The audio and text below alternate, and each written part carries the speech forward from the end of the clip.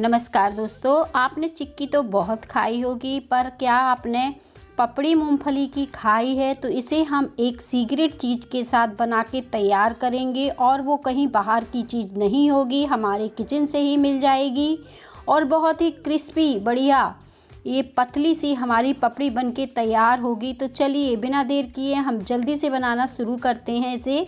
और मैंने यहाँ पे एक कढ़ाई ले ली है और कढ़ाई में हमें डाल देना है 1 कप कच्ची मूंगफली।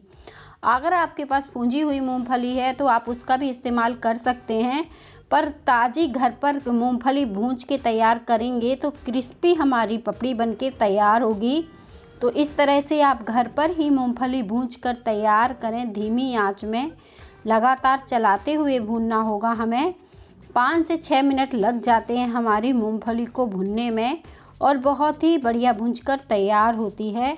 तो मैं धीमी आंच में इसी तरह से मूंगफली को चलाती रहूँगी और इसे हल्का सा कलर चेंज होने तक भून लूँगी। और अब मैं इसे चेक कर लूँगी और इसका लाल वाला छिलका उतरने लगे तब तक हमें इसे भूनना है। और अब हम गैस को बंद कर देते हैं और इसी कढ़ाई में ठंडा होने के लिए छोड़ देते हैं। और ठंडी होने के बाद हम इसे प्लेट में निकाल लेंगे। अब ये ठंडी हो गई है तो हाथों से आप मसलेंगे तो ईज़िली इसका लाल पार्ट निकल आएगा, बहुत ही बढ़िया साफ़ हो जाएगी। इस तरह से मसलेंगे अगर, तो इसी तरह से हम इसका लाल वाला पार्ट जो है साफ़ कर लेते हैं अच्छी तरह से। और मैंने लाल वाला छिलका इसका उतार दिया है। 1-2 में मूंगफली में लगा रह गया है तो कोई दिक्कत नहीं होने वाली हमारी पपड़ी बनाने में। और आधे कप हमने यहाँ पे गुड़ का इस्तेमाल किया है। 1 कप मूंगफली थी तो आधे कप गुड़ डाला है। आधे कप से कम हमने यहाँ पे पानी डाला है। 1/4 कप हमने पानी डाला है। मेजरमेंट के हिसाब से आप चीज़ें लेंगी तो बहुत ही क्रिस्पी बढ़िया आपकी पपड़ी बनके तैयार होगी। इसमें हमें बहुत ज़्यादा पानी ऐड नहीं करना है। गुड़ को हम पिघला लेते हैं इसी पानी में।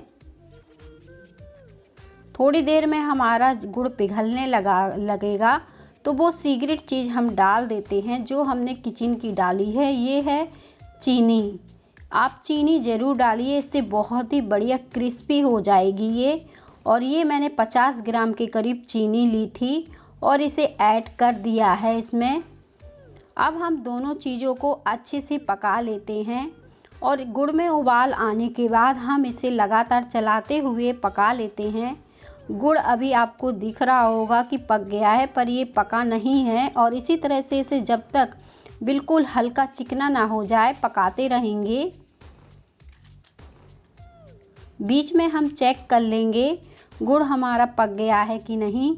और जो बूंद हमने डाली है वो फैल गई है और इस तरह से खिंच रही है। तो चाशनी बिल्कुल भी अभी तैयार नहीं हुई है, तो इसे और पकाएंगे।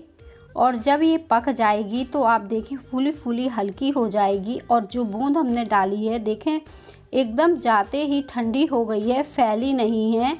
और जब हम ये उठाएंगे तो ईज़िली निकल आएगी, चिपकेगी नहीं ये कटोरी में। और इसे अगर आप तोड़ेंगे तो ये बहुत ही क्रिस्पी सी टूटकर तैयार होगी, खिंचेगी नहीं। अगर ये खिंच रही है तो आप इसे थोड़ा और पकाइए।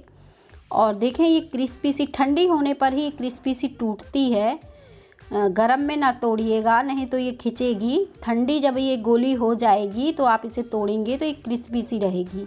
या फिर दांत के नीचे चबा के भी देख सकते हैं कि ये दांत में तो नहीं चिपक रही। अब हम इसमें डाल देंगे 1 चुटकी खाने वाला मीठा सोडा। ये आपके पास हो तो डाल दीजिएगा, इससे कोई फ़र्क नहीं पड़ने वाला है। इससे बस सिर्फ थोड़ा सा इसमें कलर का फ़र्क पड़ता है, वाइट सी ये बन के तैयार होती है।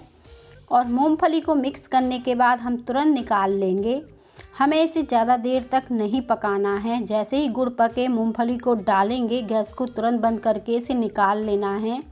और जहाँ पर भी हमें बेलना है वहाँ हम तेल ज़रूर लगा लेंगे और बेलन के ऊपर भी तेल लगा देंगे। ऐसा करने से ये पतली भी बेलेगी और अच्छे से निकल भी आएगी। तो मैंने इसे 2 भागों में बांट लिया है और 2 भागों में ही करके हम इसे बेलेंगे इस तरीके से। पतला हम जितना हो सके उतना बेलेंगे। तो इस तरह से हम इसे बेल कर अच्छे से तैयार कर लेंगे बिना बटर पेपर के।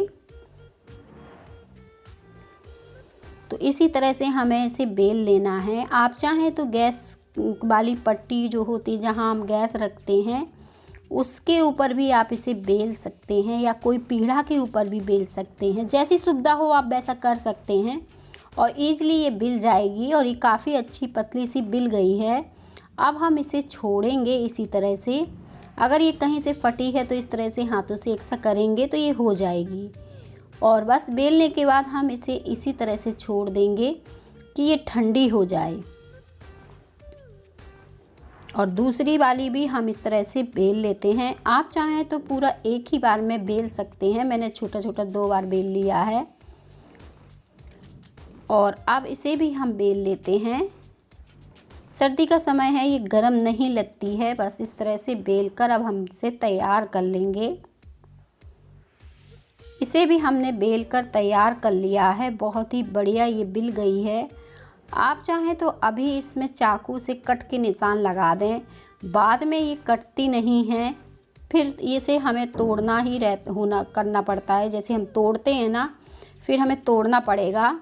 अगर हम कट के निशान लगाएंगे तो ये खूबसूरत से पीस हमारे निकल के तैयार होंगे। और पतली पपड़ी हमारी मूंगफली की बनके तैयार हो गई है।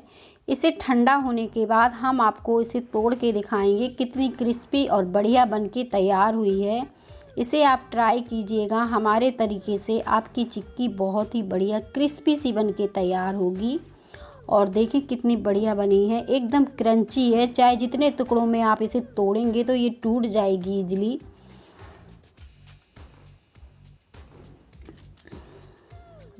चिक्की को हमने इस तरह से निकाल लिया है प्लेट में। और बहुत ही क्रिस्पी बढ़िया बनी है, खाने में बहुत ही क्रंची और बढ़िया है। अब मैं इसे सेंगे वाले को भी आपको तोड़ के दिखा देती हूँ कि कितनी क्रिस्पी पतली और चिक्की जैसी बनके तैयार हुई है। आप इसे तोड़ेंगे तो इस तरह से पीसेस में टूट जाएगी। हाथों पे बिल्कुल नहीं चिपकने वाली, दांतों में बिल्कुल नहीं चिपकने वाली। मिलेंगे हम इसी तरह की और नई